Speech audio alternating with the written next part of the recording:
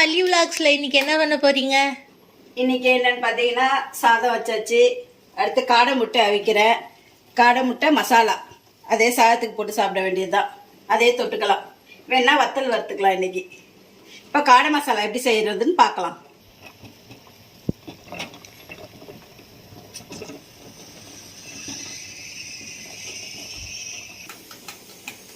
ஜில்லுன்னு குடிக்க என்ன இருக்கு?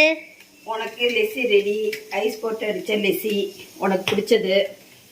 அண்ணனுக்கு மோர். அவனுக்கு ஸ்வீட் பிடிக்காது, தயிரில் சக்கரை போட்டால் பிடிக்காது. அதனால மோர் அடித்து வச்சுருக்கேன். சாப்பிடுங்க. சாப்பாடு ரெடி ஆகிட்டு இது காடை முட்டை வேக வச்சாச்சு. ஒரு 2 நிமிஷம் வேக வச்சா போதும், வெந்துடும். இது எல்லாத்தையும் உரிச்சிக்கலாம்.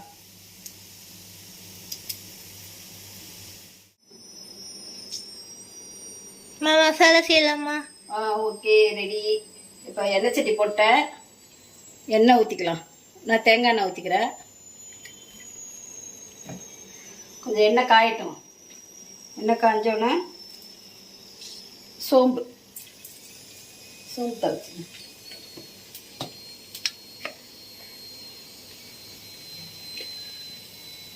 சோம்பு கொஞ்சம் தாளிச்சதுக்கு வெங்காயம் போட்டுக்கலாம்.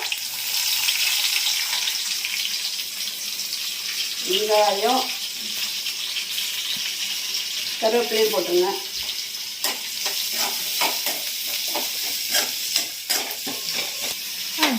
வெங்காயம் கொஞ்சம் வதங்கினோட தக்காளியை போட்டுடலாம்.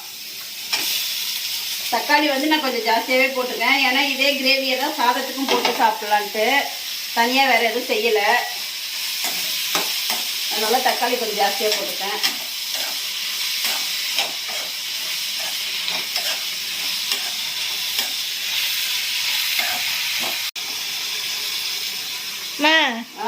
எங்க கிளம்பிருக்கீங்க? எங்க போக?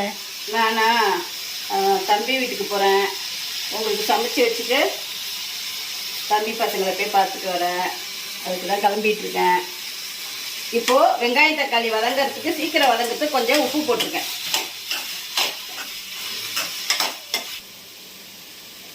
கொஞ்சமாக மஞ்சத்தூள் போட்டுக்கலாம்.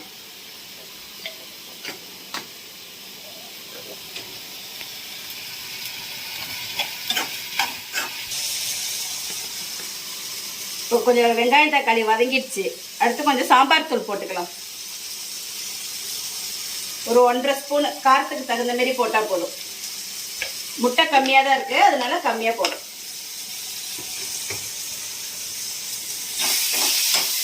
நல்லா வதங்கணும். வதங்கி அந்த கிரேவி மாதிரி வரணும். அதுக்கப்புறம் லைட்டாக தண்ணி ஊற்றிக்கலாம். ஃபஸ்ட்டு நல்லா தக்காளி வெங்காயம் நல்லா வதங்கிட்டு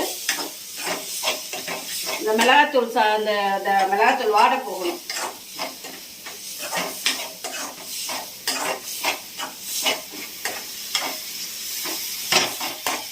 இப்போ மிளகாத்தூள் நல்லா வாட போயிடுச்சு. கொஞ்சமாக தண்ணி ஊற்றிக்கலாம். நமக்கு தேவையான கிரேவி அளவு.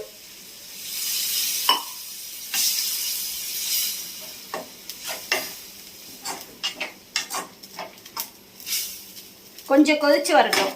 கொதிச்சு வந்தோன்னா முட்டையை போட்டுக்கலாம்.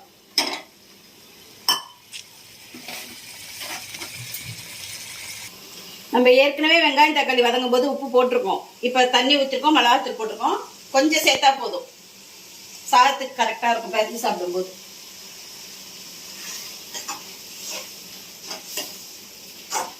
இப்போ காடை முட்டையை போட்டுடலாம். இந்த காடை முட்டை பார்த்தீங்கன்னா ரொம்ப நல்லது உடம்புக்கு. நல்லா சுறுசு. இப்போ குழந்தைங்களுக்கு கொடுத்தீங்கன்னு வச்சிங்களா, ரொம்ப ஆக்டிவாக இருப்பாங்க.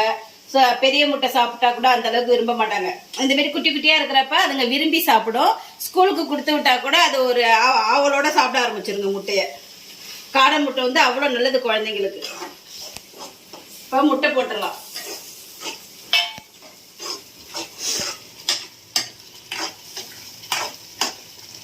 இப்போ கம்மி முட்டை தான் போட்டிருக்கோம். உங்களுக்கு நான் கிரேவி வேணுங்கிறதுக்காக நிறைய கிரேவி சேர்த்துருக்கேன். இல்ல திக்கா கூட நம்ம கிரேவி பண்ணிக்கலாம்.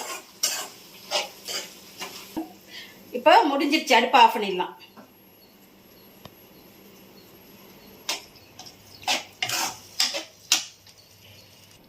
இன்னைக்கு லஞ்ச் ரெடி ஆயிடுச்சு.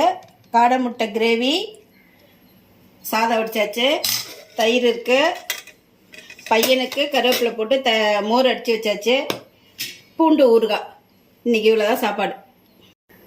ஒன்லிஸ் ஃப்ளாக்ல இந்த ரெசிபி பிடிச்சிருந்ததுன்னா எங்கள் சேனலுக்கு லைக் பண்ணுங்கள், சப்ஸ்கிரைப் பண்ணுங்கள்.